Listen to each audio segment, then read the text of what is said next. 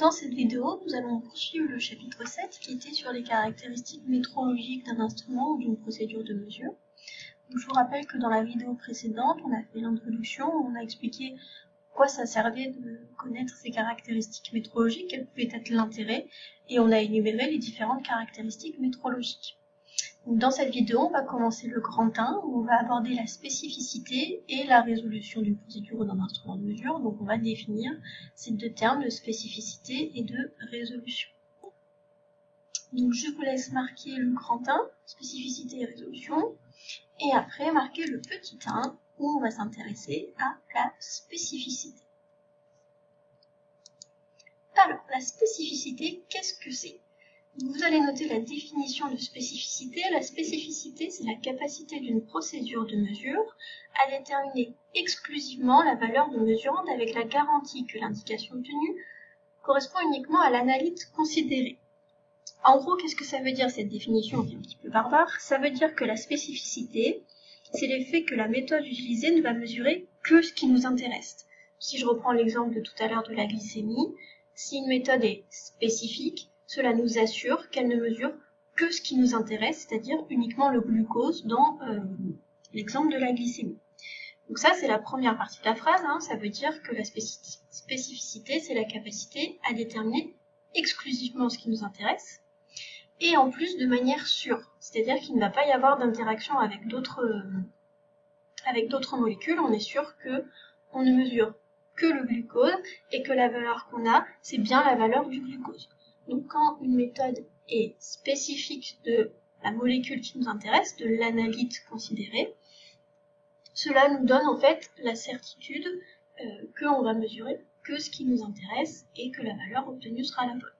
Donc en fait la spécificité, c'est la toute première caractéristique à étudier puisqu'elle permet de vérifier que l'indication correspond uniquement à ce que l'on recherche. Donc c'est vraiment la toute première chose qu'il faut regarder dans une procédure de mesure.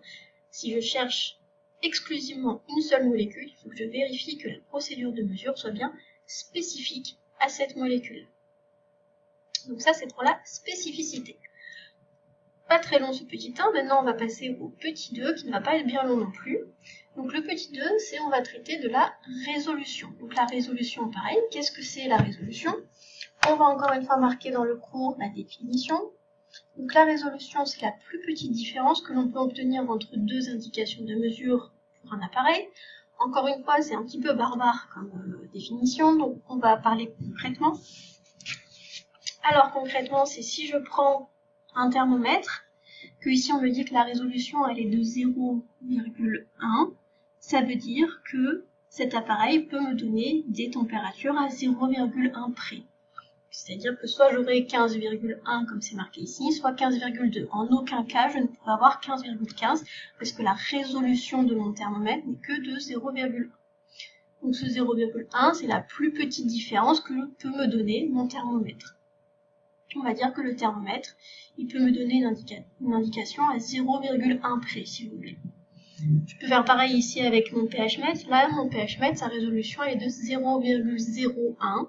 C'est-à-dire qu'il pourra me donner à 0,01 près. 0,01, c'est la plus petite différence que je peux obtenir entre deux indications de mesure pour cet appareil. C'est-à-dire qu'il me donnera soit 3,85, soit 3,86, mais il ne pourra pas me donner entre les deux. D'accord? Donc ça, c'est pour la résolution.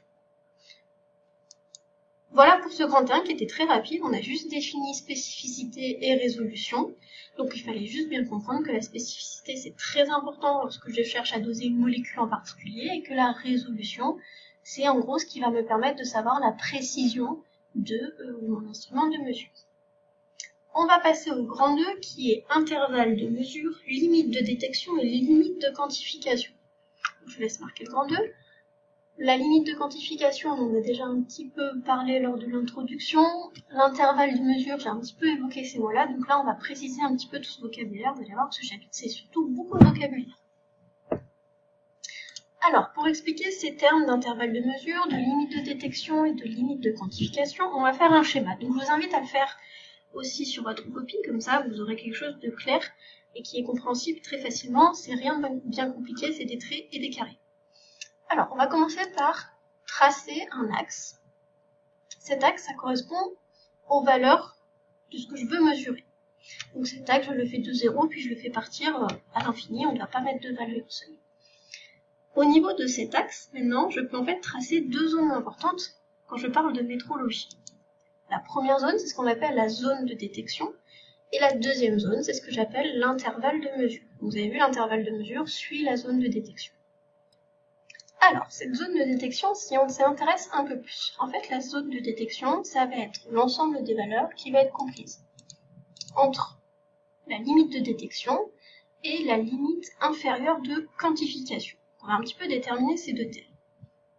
La limite de détection, qu'est-ce que c'est? Comme ça l'indique, en fait, c'est une limite, donc c'est la plus petite valeur pour laquelle je peux détecter la molécule. Pourquoi? Parce qu'en fait, on se rend compte qu'avec les procédures de mesure que l'on a, des fois, si la molécule est vraiment dans des quantités très faibles, notre procédure va nous dire qu'il n'y en a pas du tout, alors qu'en fait, si, il y en a un petit peu, mais que la procédure n'arrive pas à capter cette très petite quantité. Donc en fait, on va appeler limite de détection la valeur seuil à partir duquel ma procédure de mesure arrive à dire « oui, c'est bon, la molécule est présente ». Ça, c'est la limite de détection. Ensuite, on a la limite inférieure de quantification. Donc cette limite inférieure de quantification, il faut bien noter quantification. Quantification, ça veut dire que je peux quantifier, je peux donner une valeur chiffrée. Donc en fait, la limite inférieure de quantification, c'est la valeur pour laquelle ma procédure de mesure détecte la molécule et la détecte de manière à ce qu'elle puisse la quantifier. C'est-à-dire que là, la procédure de mesure est capable de dire il y a la molécule et il y a tant de molécules. D'accord? C'est la limite inférieure de quantification. Donc en fait, ma zone de détection, qu'est-ce que c'est? C'est une zone entre la limite où j'arrive à détecter et la limite où j'arrive à quantifier. Ça veut dire que c'est une zone où je sais que la molécule que je recherche est là, j'arrive à la détecter, mais par contre, sa quantité est tellement faible que je n'arrive pas à la quantifier, je n'arrive pas à dire de manière fiable combien il y en a. En effet, je peux dire combien il y en a, mais j'ai une incertitude qui est très grande. Donc en fait, l'incertitude est tellement grande qu'on ne va pas mettre d'incertitude pour cette zone de détection. On va considérer que dans cette zone de détection, je peux dire qu'il y a la molécule, mais je ne peux pas affirmer combien il y en a, parce que je ne suis pas assez sûre de ma méthode. Donc on va marquer, pour résumer, qu'en dessous de la zone de détection, on sait que le constituant est présent, mais on ne peut pas donner de résultat de mesure, puisque je vous rappelle que le résultat de mesure, c'est la valeur plus l'incertitude. Et ici, on ne connaît pas l'incertitude, parce qu'elle est beaucoup trop grande. On passe maintenant à ma deuxième zone, qui est l'intervalle de mesure. Donc l'intervalle de mesure, en fait, c'est toutes les valeurs qui sont entre la limite inférieure de quantification et ce qu'on va appeler la limite supérieure de quantification.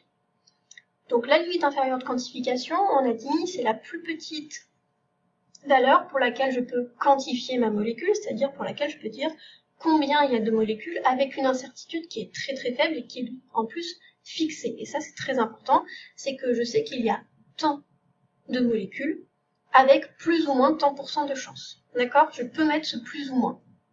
Et il est fixé.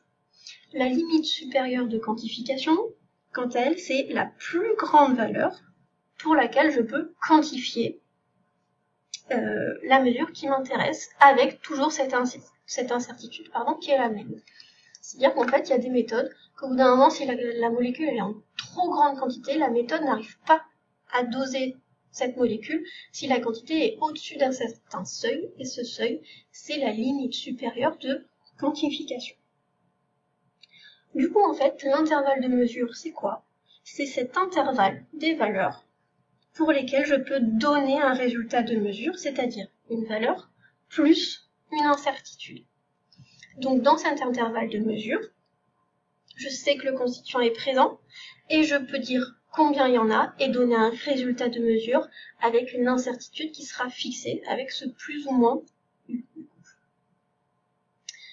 Si maintenant on résume un petit peu ce qu'on va noter, alors vous avez ce schéma qui vous explique ce que c'est les zones de détection, les limites inférieures, les limites de détection, les limites supérieures, l'intervalle de mesure. On va quand même noter les définitions. Alors les définitions, on a d'abord la limite de détection. C'est la plus petite valeur pour laquelle on considère qu'il y a présence du constituant. Néanmoins, on a un risque quand même important de déclarer faussement cette présence. C'est-à-dire qu'on peut souvent faire des faux positifs dans cette zone de détection. On a ensuite comme deuxième terme à connaître la limite inférieure de quantification. Donc la plus petite valeur pour laquelle je peux quantifier, pour laquelle je peux mesurer ma valeur, avec une incertitude qui sera fixée. C'est-à-dire que je suis sûre que c'est cette valeur à plus ou moins ça. Et le troisième mot important, la troisième limite, c'est la limite supérieure de quantification, qui cette fois est la plus grande valeur pour laquelle je peux quantifier, pour laquelle je peux mesurer, toujours avec la même incertitude qui est bien fixée. Donc, on peut en déduire du coup deux autres définitions, qui sont d'abord la définition de zone de détection. Donc la zone de détection, c'est l'ensemble des valeurs entre la limite de détection et la limite inférieure de quantification, c'est ce qui est représenté ici sur le schéma. Dans la zone de détection, je peux conclure que le constituant, il est présent, que la molécule que je recherche, elle est présente, mais je ne peux pas rendre un résultat de mesure, car je ne connais pas l'incertitude de la valeur que je donne. L'incertitude est trop grande et trop aléatoire, donc je peux dire qu'elle est là, mais je ne vais pas annoncer un résultat de mesure parce que je ne suis vraiment pas assez sûre de ma méthode. Par contre, là où je peux donner un résultat de mesure, c'est bien évidemment dans l'intervalle de mesure. Donc il faut connaître la définition. C'est l'ensemble des valeurs comprises entre la limite inférieure de quantification et la limite supérieure de quantification. Donc c'est dans cet intervalle-là que je peux donner mon résultat de mesure, c'est-à-dire la valeur accompagnée d'une incertitude qui est fixée et qui est faible. Voilà pour les différentes notions d'intervalle de mesure, de limite de détection et de limite de quantification. Une petite remarque par rapport à ça, c'est qu'en fait, dans le cadre d'un dosage spectrophotométrique, la limite supérieure de quantification, on se rend compte qu'en fait, c'est la limite de linéarité. Donc, je vous laisse écrire cette petite remarque qu'il est très important de retenir. Et on va revenir un petit peu sur cette notion de limite de linéarité qu'on avait vu dans un chapitre précédent. Alors, je vous remets ici la courbe d'un dosage spectrophotométrique. Quand vous faites sur l'ordinateur pendant les AT, les droits d'étalonnage, c'est exactement ce que vous faites. Vous mettez l'absorbance en fonction, ici c'était par exemple de la concentration en glucose. On reste toujours avec notre glucose. Nous, on vous donne toujours des valeurs pour faire en sorte que vous ayez une droite.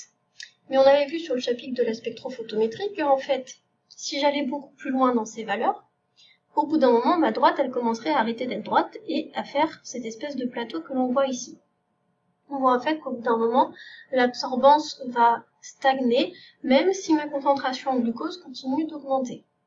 Et on avait déterminé cette partie-là, où en fait, la courbe arrête d'être droite, on l'avait appelée la limite de linéarité. C'est-à-dire qu'à partir d'ici, je vois qu'après le trait rouge que j'ai tracé, ma courbe n'est plus une droite, elle commence à devenir un plateau.